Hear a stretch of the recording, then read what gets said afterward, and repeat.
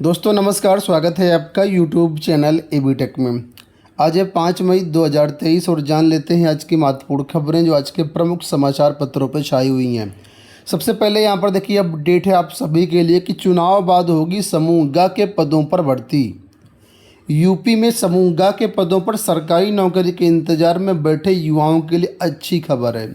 उत्तर प्रदेश अधीनस्थ सेवा चयन आयोग निकाय चुनाव के बाद भर्तियों के लिए विज्ञापन निकालने की प्रक्रिया शुरू करने जा रहा है। सबसे पहले कनिष्ठ सहायक यानी जूनियर असिस्टेंट के पदों पर भर्ती के लिए आवेदन लिए जाएंगे।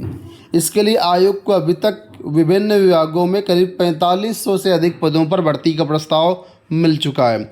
इस संख्या में अभी और भी बढ़ोतरी होने की संभावना है। यूपी ट्रिपल सी पीईटी 2022 के लिए साल के अंत तक सभी रिक्तियों के लिए आवेदन लेने की तैयारी में है और इसमें विभिन्न विभागों से भर्ती प्रस्ताव मिल चुके हैं। वह इन पदों को पदवार अलग अलग कर रहा है। आयोग चाहता कि एक समान और एक योग्यता वाले पदों का विज्ञापन एक साथ निकाला जाए, जिससे युवाओं को आवेदन करने में सुविधा होगी और अलग अलग फॉर्म भरने के लिए बार बार पैसे भी नहीं देने पड़ेंगे। आयोग के एक अधिकारी के मुताबिक समूह ग के विभिन्न पदों के उसे भर्ती के प्रस्ताव मिल चुके हैं, जिसमें कनिष्ठ सहायक तकनीकी वर्ग के पद हैं। तकनीकी वर्ग के पदों के लिए इस बार अलग से आवेदन लेने की तैयारी में है।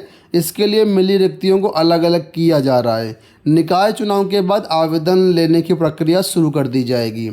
इस बार आवेदन लेने के कुछ दिनों बाद ही पाठ्यक्रम भी जारी कर दिया जाएगा, जिससे आवेदन करने वालों को तैयारी करने का पूरा मौका मिलेगा। आयोग भर्ती परीक्षाओं में नकल रोकने के लिए परीक्षा केंद्र का मानक भी नए सिरे से तय करने जा रहा है। सूत्रों का कहना है कि बड़ी परीक्षाओं के लिए प्रमुख शहरों में ही परीक्षा केंद्र बनाए जाएंगे। तो पीईटी 2022 के तहत अच्छे खासे पदों पर भर्ती आपको देखने को मिलेगी। इसी मई जून से विज्ञापन धीरे धीरे आने प्रारंभ हो जाएंगे। देखिए अगली अपडेट है कि डीएलएड में आउटर लिमिट मामले में एनसीटीई व सरकार से जवाब तलब।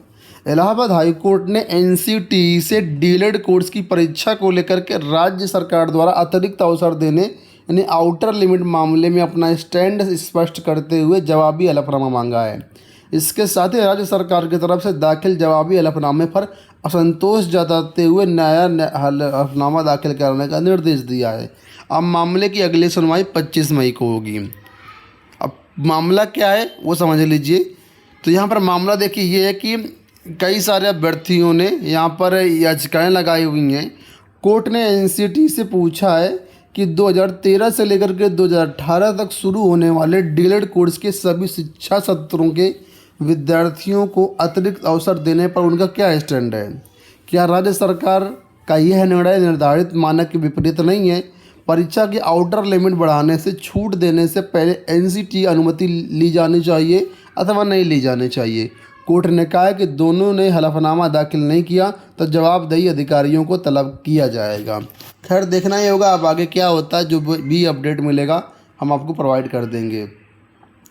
एसएससी को लेकर के अपडेट है कि आज तक जमा होगा सीजीएल 2023 का आवेदन शुल्क। 3 अप्रैल से शुरू हुआ था आवेदन।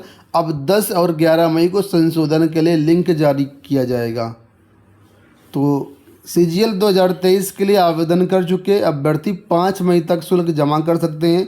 कर्मचारी चयन आयोग ने शुल्क जमा करने के लिए 1 दिन का समय बढ़ाया है। पहले 4 मई तक शुल्क जमा करना था, अब यहाँ पर 5 मई तक शुल्क जमा करना है। 3 अप्रैल से लेकर के यहाँ पर देखिए 4 मई तक फीस पेमेंट करने की डेट थी और चालान के जरिए 5 मई तक होनी थी, लेकिन अब चालान के जरिए 6 मई कर दी गई है। ऑनलाइन करने के लिए आज कर दी गई। तो अगर आपने सीजीएल का फॉर्म भरा है अभी तक पेमेंट नहीं किया है तो आप लोग इसमें चूकिएगा नहीं, ज़रूर कर दीजिए। एक बड़ी अपडेट आप लोगों के लिए देखिए कि सुप्रीम कोर्ट जाएगा यूपीएचईएससी असिस्टेंट प्रोफेसर भर्ती का मामला। हाई कोर्ट के फैसलों को चुनौती देगा आयोग। अब क्या है पूरा मामला वो समझते हैं। आप लोग जानते होंगे कि सुप्रीम यूपीएचईएससी से कई विषयों पर असिस्टेंट प्रोफेसर भर्ती आई थी, जिसमें कुल 1017 पद थे। 2021 भर्ती का यहाँ पर मामला विज्ञापन संख्या 51 के तहत। ठीक है। अब यहाँ पर एक विषय था बीएड, जिसमें शैक्षिक अर्हता को लेकर के विवाद हो गया, मामला हाईकोर्ट तक पहुंचा और हाईकोर्ट ने आदेश दिया कि ये विज्ञापन रद्द कर दिया जाए, रद्द करके दोबारा विज्ञापन जारी किया जाए, जिस पर यूपीएचईएससी सहमत नहीं है और इस वजह से इस फैसले को चुनौती देने जा रहा है सुप्रीम कोर्ट में। अब मामला यहाँ पर गड़बड़ कहाँ पर, क्या मामला है, तो यहाँ पर देखिए बताया गया है कि आयोग असिस्टेंट प्रोफेसर भर्ती यूजीसी के नियमों के अनुसार करता है। ठीक है, आप लोग जानते हैं हायर में जो कंट्रोल किसका होता है, यूजीसी का, यूजीसी के दिशा निर्देश होते हैं। ठीक है, लेकिन एक अभ्यर्थी ने हाईकोर्ट में याचिका दायर की कि यूजीसी नहीं एनसीटीई के अनुसार भर्ती कराई जाए। एनसीटीई भी अपनी जगह सही है, national council for teachers education, teachers की जो भी एजुकेशन क्वालिफिकेशन संबंधी होती चयन प्रक्रिया होती है वो एनसीटीई निर्धारित करता है और यूपीएचईएससी ने यूजीसी के नियमानुसार करवाई है। तो ये यहाँ पर विवाद है, छात्र चाहते हैं कि एनसीटीई के अनुसार हो, यूजीसी के अनुसार ना हो। इसी मामले को लेकर के जो है अब आयोग खुद सुप्रीम कोर्ट में अपील दायर करेगा।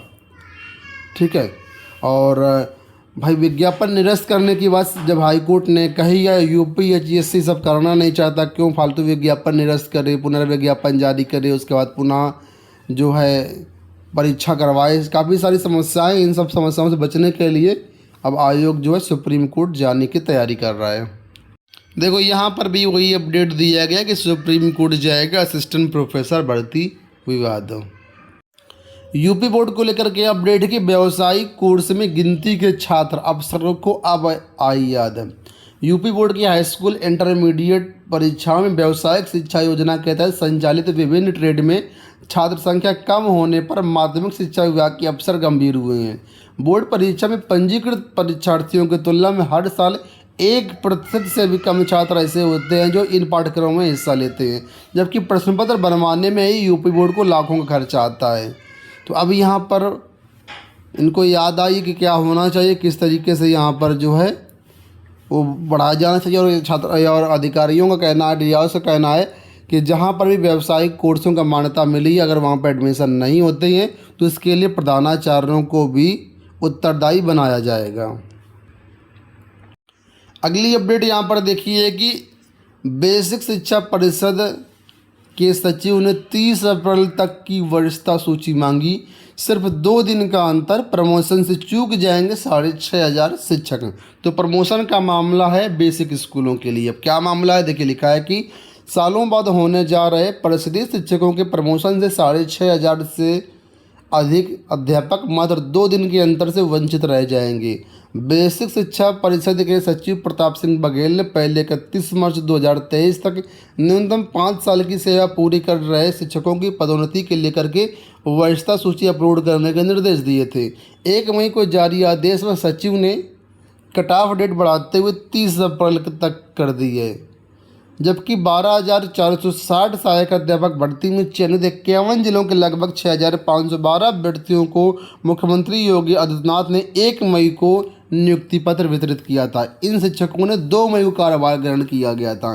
तो जो कट ऑफ डेट 30 अप्रैल रखी गई है, अगर कट ऑफ डेट 2 मई कर दी जाए तो 6500 शिक्षकों का और भरा हो जाएगा, क्योंकि 5 साल की जो लिमिट है वो उनकी भी कंप्लीट हो जाएगी। इस तरीके से मामला है, अब देखना ही होगा क्या होता है, कैसे होता है।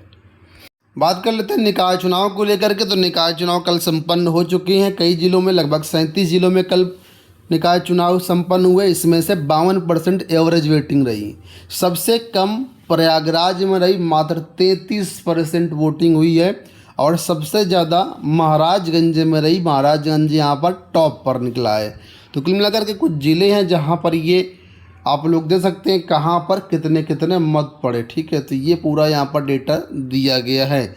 अभी 37 जिलों में मतदान हुआ है, बाकी जो जिले बचे हैं उसमें जो है 11 मई को मतदान होगा।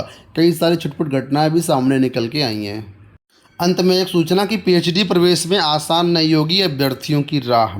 प्रोफेसर राजेंद्र सिंह रज्जू भैया राज्य विश्वविद्यालय एवं संबद्ध कॉलेजों में पहली बार 534 सीटों पर पीएचडी होगी। इसके लिए जेआरएफ के 370 अभ्यर्थी पंजीकृत हैं। जेआरएफ अभ्यर्थियों को लिखित परीक्षा से छूट मिली है। इससे सामान्य अभ्यर्थियों के दाखिले की राह आसान नहीं होगी।